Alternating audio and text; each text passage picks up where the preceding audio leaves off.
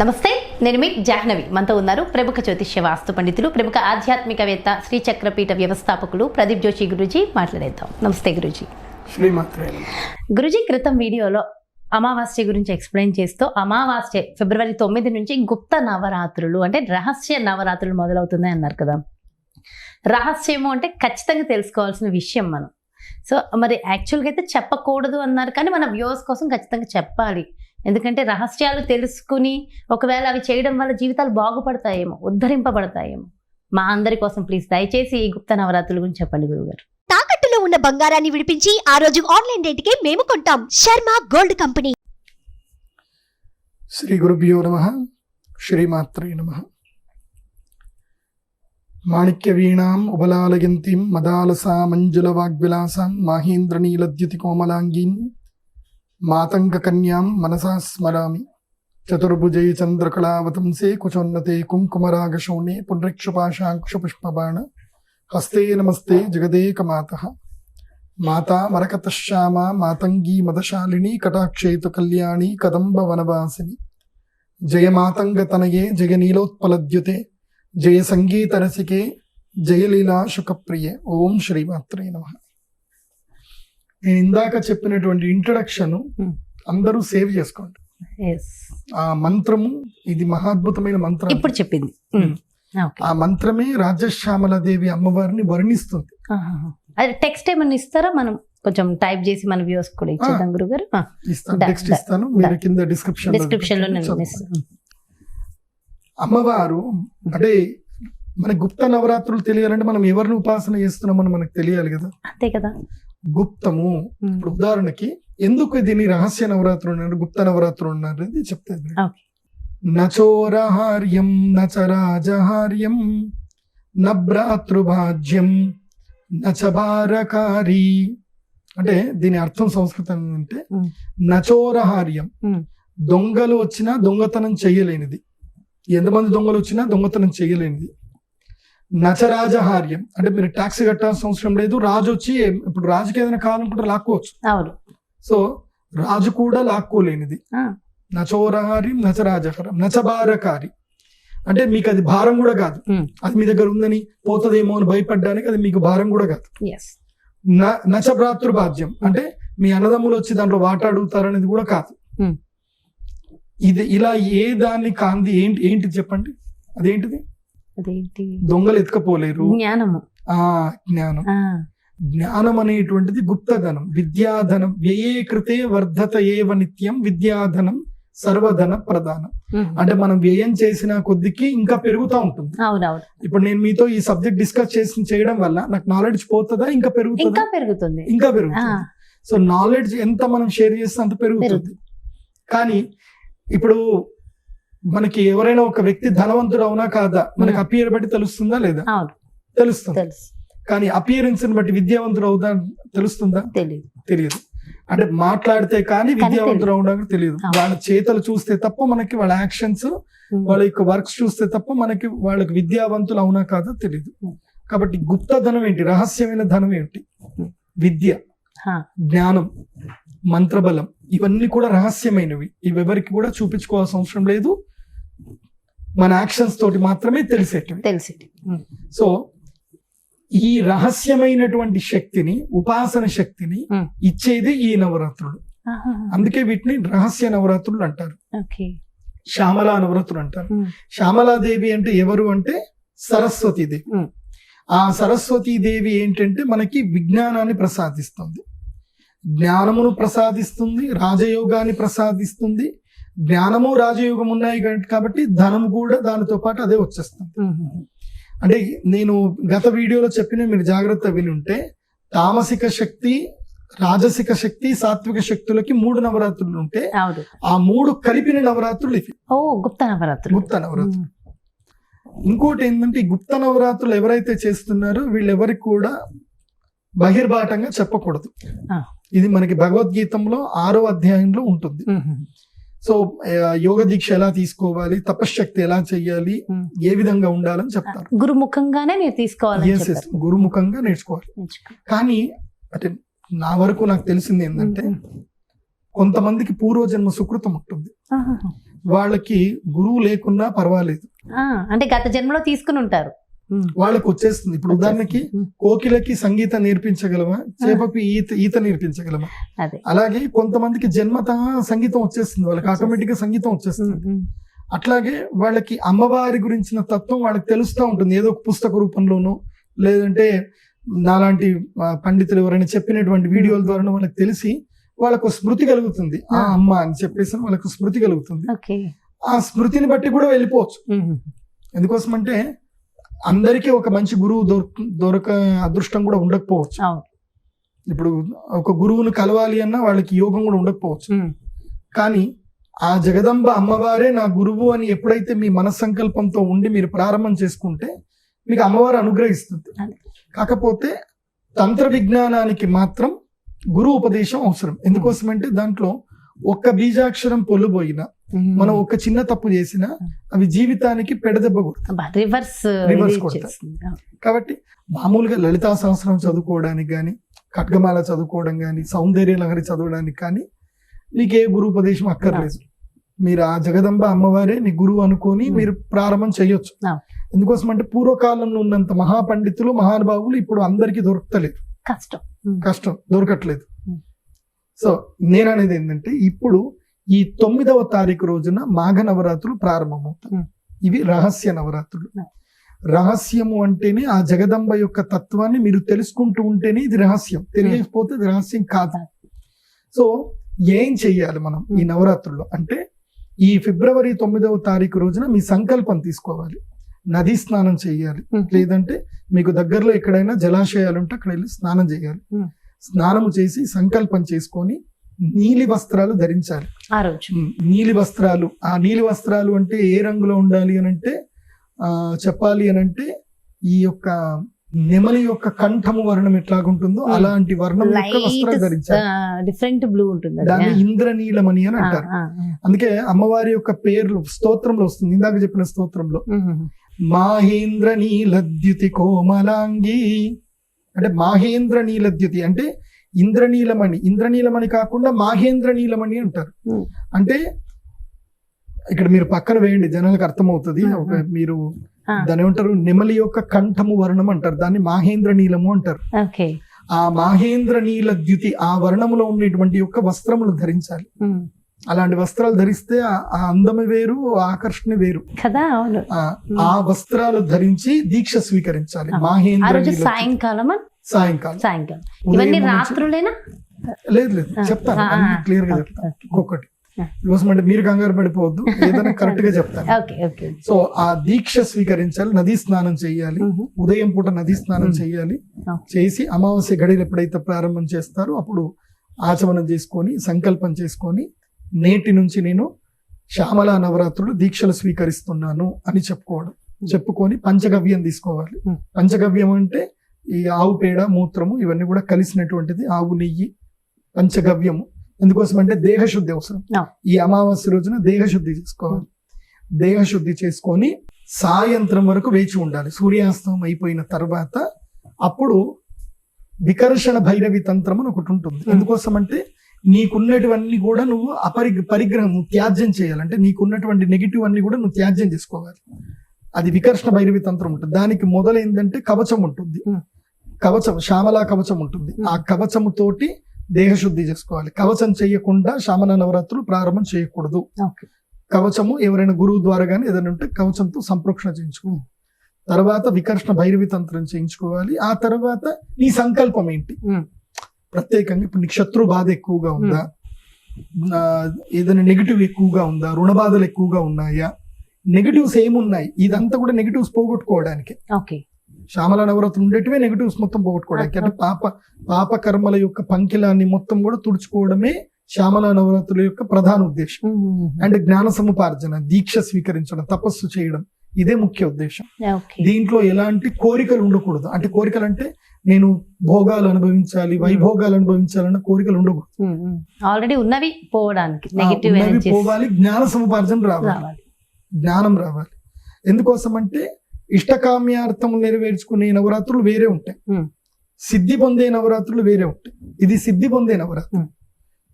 Simple చెప్పాలంటే మీకు డబ్బు రావాలని మీరు కోరుకోవాల్సిన అవసరం లేదు. మీరు ఆ స్థాయిలో అక్కడికి వెళ్ళిపోతే ఆటోమేటిక్ గా డబ్బు వచ్చేస్తుంది.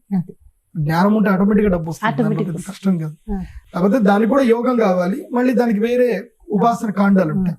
ఇక్కడ ధనం కూడా సిద్ధిస్తుంది, కానీ దీంట్లో అత్యంత ప్రాధాన్యం ఏంటంటే ఉపాసన బలము, జ్ఞాన బలము. ఇది చాలా ప్రాధాన్యమైనటువంటిది. ఇంకోసం అంటే శ్యామలాదేవి అదే చూపిస్తుంది, ఆమె డబ్బులు చూపించదు. శ్యామలాదేవి అమ్మవారు ఎలా ఉంటారు అని రూపం తెలుసుకుంటే ఈ నవరాత్రుల గొప్పతనం ఏంది మనకు తెలుస్తుంది. ఆమె ఏంటి, మాణిక్య వీణాం ఉబలాలయంతి, అంటే ఈ యొక్క మాణిక్యాలతో పొదిగినటువంటి, కెంపులతో పొదిగినటువంటి వీణ ఉంటుంది.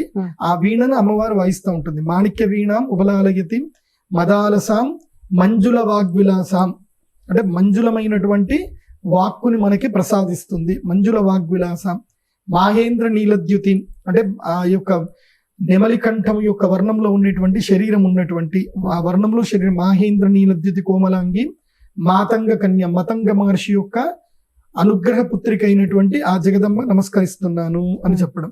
తర్వాత జయ మాతంగ తనయే జయ నీలోత్పలద్యుతే, అంటే అమ్మ మాతంగతనైనటువంటి నీకు జయము కలుగును గాక. జయ నీలోత్పలద్యుతే, నీలోత్పలములు, ఉత్పలం అంటే ఏంటి, కమలము. నీలోత్పలం అంటే నీలి వర్ణములో కమలము. ఆ అమ్మవారు కూర్చునేది ఏంటి, నీలి వర్ణములో, నీలి వర్ణం ఉన్నటువంటి కమలంలో కూర్చుంటారు. నీలోత్పలద్యుతి, ఆ అమ్మవారి యొక్క వర్ణంకి అది రిఫ్లెక్ట్ అవుతూ అలా నీలి వర్ణంలో మెరుస్తూ ఉంటుందట.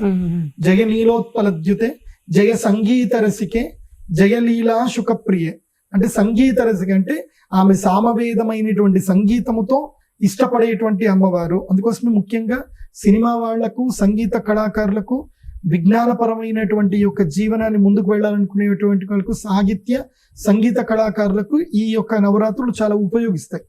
జనాకర్షణ, యోగ సిద్ధి కలగాలన్నా ఇదే ఉపయోగిస్తాయి. అంటే సెలబ్రిటీస్, సెలబ్రిటీస్. ఇప్పుడు సింపుల్ చెప్పాలి అంటే ప్రభాస్ గారికి ఫాలోవర్స్ ఎక్కువగా ఉన్నారా, మోదీ గారికి ఎక్కువ ఫాలోవర్స్ ఉన్నారంటే అంటే కామన్ గా చూస్తే ప్రభాస్ కి ఎక్కువ మంది ఫాలోవర్స్ వస్తారు. మోదీ గారికి ఇష్టం కానీ డై హార్ట్ ఫ్యాన్స్ అనేటట్టుగా ఎవరికి ఉంటారు అంటే ప్రభాస్. ఎందుకు అంటే వాళ్ళు శ్యామల నవరాత్రులు ఆకర్షణ శక్తి, అంటే ఆ ఆకర్షణ అంటే ప్రేమ, ఒక ఎమోషన్. అలా ఇది నరేంద్ర మోదీ గారు కూడా గొప్పనే, కాకపోతే ఆయన రాజసికం, ఆయన చేసేటువంటి ప్రవర్తన వల్ల అది ఎక్స్క్యూజెస్ ఉండవు. నరేంద్ర మోడీ గారి దాంట్లో ఎక్స్క్యూజెస్ ఉండవు. ఎందుకోసం అంటే ఒక రాజకీయ నాయకుడు ఒక చిన్న తప్పు చేసినా అందరూ ఇంకా స్టార్ట్ చేస్తారు. అదే ఒక సినిమా స్టార్ తప్పు చేశాడు అనుకో, పెద్దగా పట్టించుకోరా, మా ఇష్టం అంతే అని అంటారు. అదొక రకమైన ప్రేమ ఉంటుంది. ఆ వల్లమాలిన ప్రేమ అదొక మాయ. ఆ మాయాశక్తి కలగాలి అంటే నవరాత్రులు, ఈ మాఘ నవరాత్రులే ఉపయోగం. అందుకే జయ సంగీత రసికే జయ లీలా శుకప్రియ, అమ్మవారి చేతిలో చిలుక ఉంటుంది, శుకప్రియే అని ఉంటుంది. ఆ తర్వాత అమ్మవారి చేతులు ఇంకో ఏముంటాయనంటే, ఒక చేతిలో గ్రంథం ఉంటుంది, వేద గ్రంథాలు ఉంటాయి, జ్ఞాన గ్రంథాలు ఉంటాయి. ఇంకొక చేతిలో స్ఫటికమాల ఉంటుంది.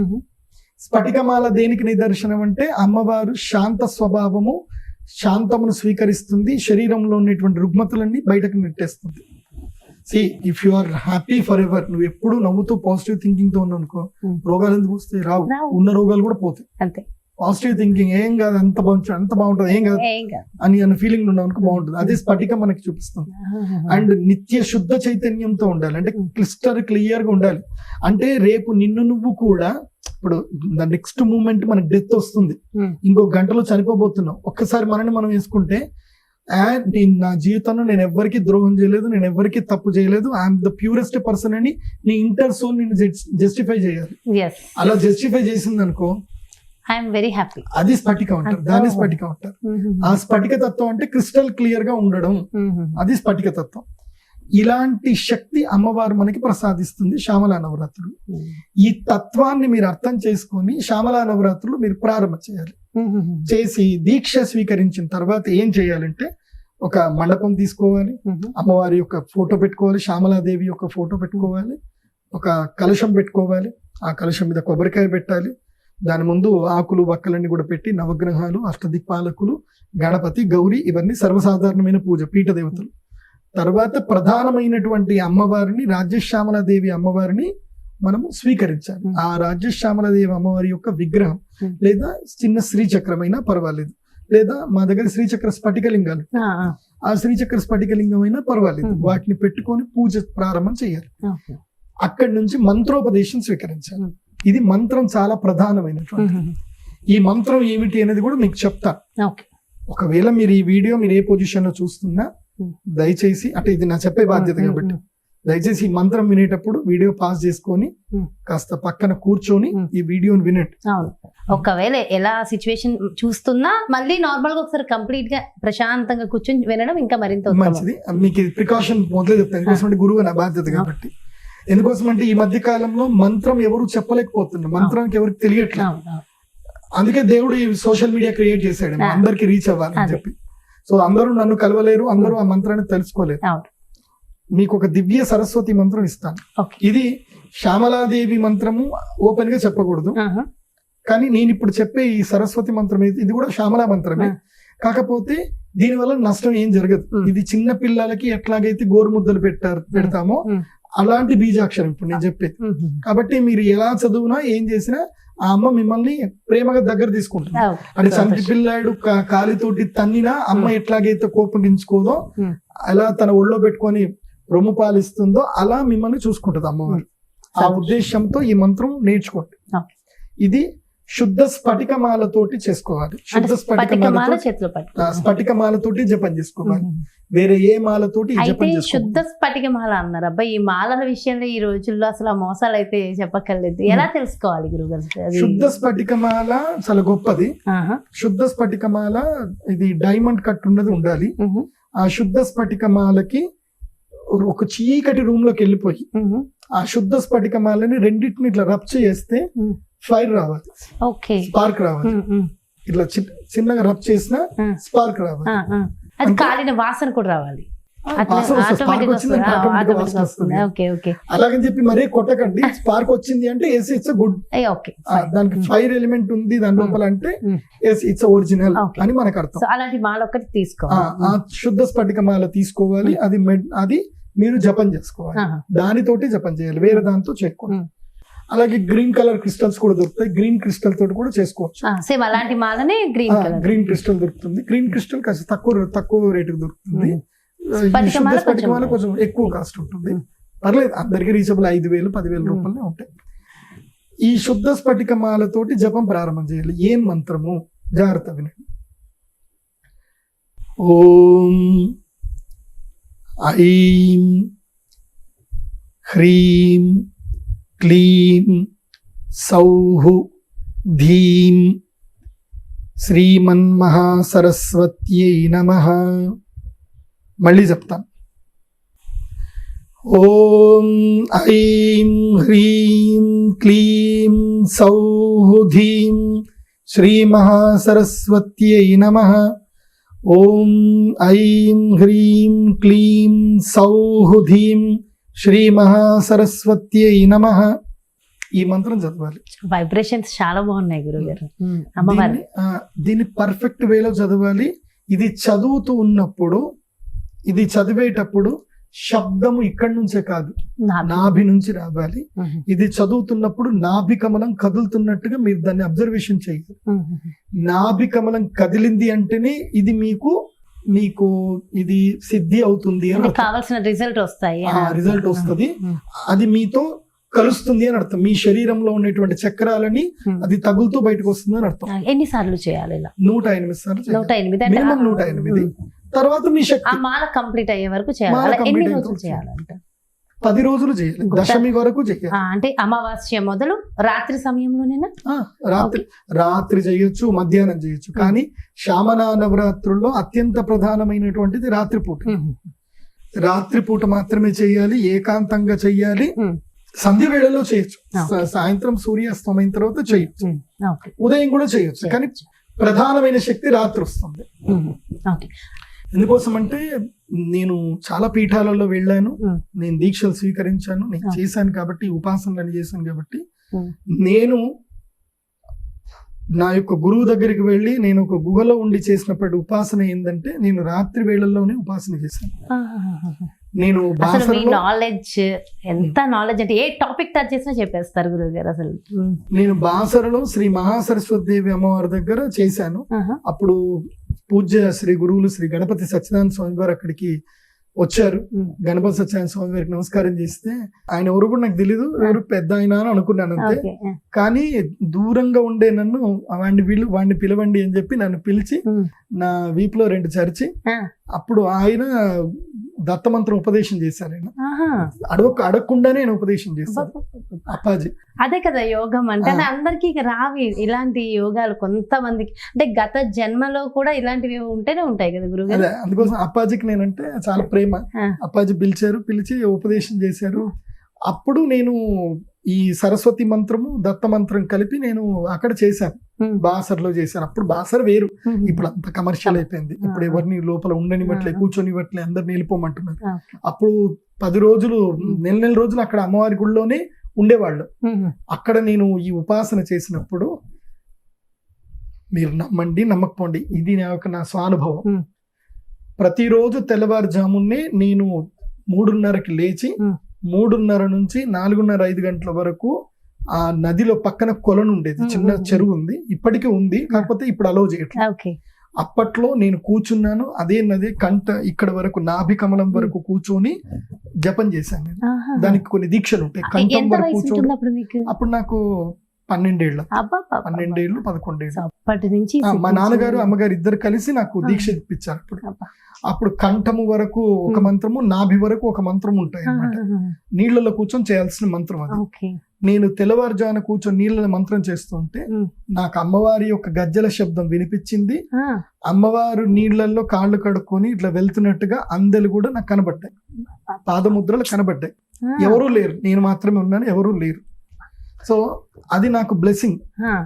నేను అప్పుడే మా నాన్నగారికి కూడా చెప్పాను. మా నాన్నగారు అప్పుడు నాకు అర్థమైపోయింది, మా నాన్నగారికి ఏమైపోయింది అర్థమైందంటే వీడు ఇంకా స్కూల్ చదవడం వేస్ట్ అని అర్థమైపోయి అప్పుడు నాకు స్కూల్ మానిపించేసి ఇంకా నన్ను గురుకులం పంపించేశారు. సో నా జీవితంలో జరిగిన అద్భుతమైన చేంజ్ అక్కడ జరిగింది, బాసరస్వతి అమ్మ దగ్గర జరిగింది అది.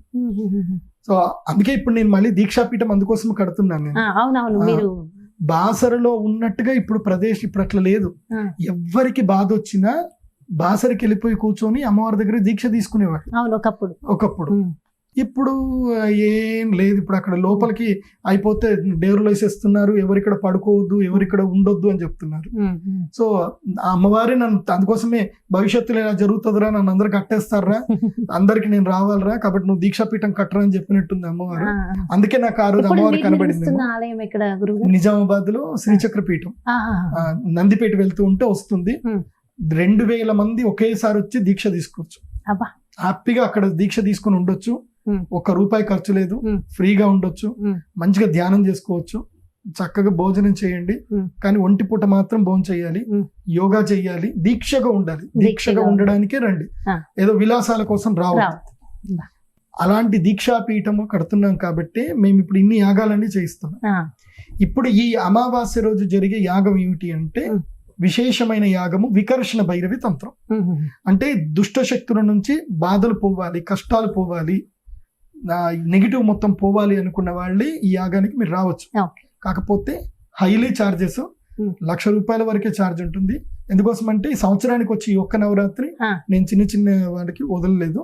అంటే ఎవరికైతే అది ఉందో పెట్టుకోలేరు, అంత బేర్ చేయలేరు కదా. మినిమం అయితే 25,000 పే చేయాలి, 25, 50, 1 lakh ఉంటుంది. కానీ కేవలం 16 మందికి మాత్రమే అలో. అయితే ఒక చిన్న విషయం, ఒకవేళ కొంతమంది మేము డబ్బులు కట్టగలము, కొంతమంది ఉంటారు స్టార్స్ లేదా ఒక మంచి పొజిషన్, బిజినెస్, అలా వేరే ప్లేసెస్ లో ఉంటారు, కానీ మేము రాలేము, మేము చేసుకోలేము అన్న వాళ్ళకి మరి ఎలా కుదురుతుంది? ఖచ్చితంగా రావాలి. వీడియో కాల్ వారు అటెండ్ అయినా సరిపోతుంది, వీడియో కాల్ అయినా అటెండ్ అవ్వచ్చు. ఎందుకంటే ఇలాంటివి చేయాలని చాలా మంది ఇంట్రెస్ట్ చూపిస్తున్నారు. వీడియో కాల్ అటెండ్ అవ్వచ్చు, సరిపోతుంది. ఆ పూజ జరుగుతున్నప్పుడు ఓకే, వీడియో కాల్ లోనే మనం ఇవంతా మీరు సంకల్పం ఇవన్నీ చెప్పించేస్తారు. సంకల్పం చెప్పాలి, మీ వాళ్ళకి ఓపిక బట్టి కూర్చోవాలి. ఎందుకోసం అంటే వాళ్ళు కూడా సాధన చేయాలి కదా. డబ్బులు ఇచ్చేసాం కదా అని అంటే నేను అసలు యాక్సెప్ట్ చేయను. అహంకారం చూపించకూడదు, భక్తి ఉండాలి, శరణాగతి ఉండాలి. మీరు అప్పుడు డబ్బులు ఇవ్వండి. భక్తి లేదు, శరణాగతి లేదంటే మీరు ₹10 అమావాస్య చాలా ప్రధానమైంది చెప్పాను కదా. సంధికాలం కాబట్టి చాలా అమావాస్య ప్రసిద్ధి. రోజు ఇది చేయిస్తాము. ఆ తర్వాత మళ్ళీ వసంత పంచమి రోజు కూడా చేయిస్తాము. ఆహా, వసంత పంచమి అందరికీ అలౌడ్, అందరిలో అది మినిమం 25,000 నుంచి అందరికీ అలౌడ్. అది ఓకే వసంత పంచమి రోజు కూడా వచ్చి యాగాలు చేసుకోవచ్చు. ఓకే. అండ్ నిజంగా గుప్త నవరాత్రులు, రహస్య నవరాత్రుల గురించి అద్భుతమైన అంశాలు తెలియజేశారు గురుగారు. వింటుంటే అండ్ మీరు మీ లైఫ్ లో మీ చిన్నప్పుడు జరిగిన అద్భుతాలు నిజంగా గూస్ బంప్స్ వచ్చాయి. అదే చాలా హ్యాపీ అనిపించింది. అంత చిన్నప్పటి నుంచి మీకు అంత జ్ఞానం. ఈరోజు మిమ్మల్ని ప్రత్యక్షంగా చూసిన వాళ్ళకి బాగా తెలుసు, పరోక్షంగా చూస్తున్న వాళ్ళకి కూడా తెలుసు మీరేంటనేది. అంటే అది చాలా ఆనందంగా ఉంది. అంటే నాకు ఈరోజు ఎలా ఉందంటే నాకు ఆల్రెడీ తెలుసు, డైరెక్ట్ గా మేము చూస్తున్నాం, ఆ ఫీల్, ఆ హ్యాపీ వేరే ఉంది. అండ్ మీ ద్వారా జరిగే ప్రతి పూజ నిజంగా ఫలిస్తుందని ఆల్రెడీ ఉంది. అంటే ఆ టాక్ 100% రిజల్ట్ ఉంది. అంటే ఈ అమ్మవారు నాకు ఆ రోజే సూచన ఇచ్చిందేమో అనిపిస్తుంది. అదే. ఒరే నువ్వు దీక్షాపీఠం కట్టాలరా, అందుకోసమే నీకు జ్ఞానం ఇస్తున్నాను, నన్ను అనుగ్రహించి వెళ్ళినట్టు. అండ్ ఎంతటి గొప్ప విషయం అంటే నిజంగా ఆ అమ్మవారి ఆలయం కట్టడం మహద్భుతం అని చెప్పాలి. చాలా చాలా సంతోషంగా ఉంది గురువు గారు. ఖచ్చితంగా మరి ఆ ఆలయానికి కూడా సపోర్ట్ చేయాలనుకున్న వాళ్ళు చేయొచ్చు అంటారా? సపోర్ట్ ఇప్పుడు నేను ఈ యాగాలకి ఇంత డబ్బులు ఎందుకు తీసుకుంటున్నా అంటే గుడి కట్టడానికే, నథింగ్ పర్సనల్స్. అదే నాకు పర్సనల్స్ ఏం లేవు. ఇప్పటిదాకా గుడి కట్టడానికి ₹1,00,00,000 ఖర్చు అయింది. ఆ కోటి అంతా కూడా మీరందరూ శ్రీచక్ర యాగాలన్నీ చేయించిన డబ్బులతోటే కడుతున్నారు. Nothing personal. అదే. మీరు ఇప్పుడు చాలా మంది కొంతమంది కామెంట్స్ పెడతారు, కొంతమంది చూస్తారు, అబ్బా అన్న డబ్బులా అని అంటారు. కానీ తెలియకుండా వాళ్ళకి పుణ్యం వెళ్తుందిగా. ఆ, పుణ్యం మరి అది వెళ్తుంది. ఎందుకు కనిపించట్లేదు? దేవుడికి కూడా డబ్బులు అని అంటే, మరి గుళ్ళు కట్టాలంటే మాకు కూడా డబ్బులు కావాలి. ఎవరు స్టీల్ సిమెంట్ ఫ్రీగా ఇవ్వరు కదా. మీకు దీక్షలందరికీ నేను ఫ్రీగానే ఇస్తున్నాను కదా. అక్కడ ఉండడానికి అయితే ఫ్రీనే కదా. మీరు అందరికి భోజనాలు పెట్టాలి కదా.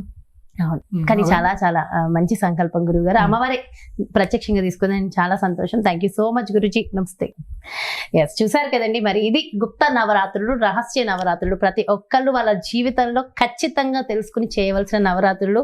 రహస్యం కదా మనకెందుకు అనుకోద్దు, రహస్యం కాబట్టి ఖచ్చితంగా మనకు కావాల్సిన, మనం ఆచరించవలసిన నవరాత్రులు. మరి గురువు గారు చెప్పినట్టుగా ఆ మూల బీజాక్షర మంత్రాన్ని ఖచ్చితంగా స్ఫటిక మాలతో జపించి అందరూ కూడా తరించాలని, అందరి జీవితాలు బాగుండాలని మనస్ఫూర్తిగా కోరుకుంటూ మరో చక్కటి ప్రత్యేకమైన కార్యక్రమంతో మళ్ళీ మీ ముందుకు వచ్చేస్తాను. మరి అదేవిధంగా మీ యొక్క పర్సనల్గా మీ యొక్క జాతకానికి సంబంధించి కానీ, లేదంటే మీ ఇంటి వ్యాపార వాస్తుకు సంబంధించి కానీ, లేదంటే గురువు గారు ప్రత్యేకంగా నిర్వహించేటటువంటి హోమాలు, యజ్ఞాలలో మీరు పాల్గొనాలి, ప్రత్యేకమైన పూజలలో మీరు పాల్గొనాలి, లేదా గురువు గారు నిర్మించేటటువంటి ఆలయానికి మీ సపోర్ట్ మీరు చేయాలనుకున్న డీటెయిల్స్ కోసం క్రింద డిస్ప్లే అవుతున్నటువంటి నెంబర్స్కి కాల్ చేయండి. నమస్తే.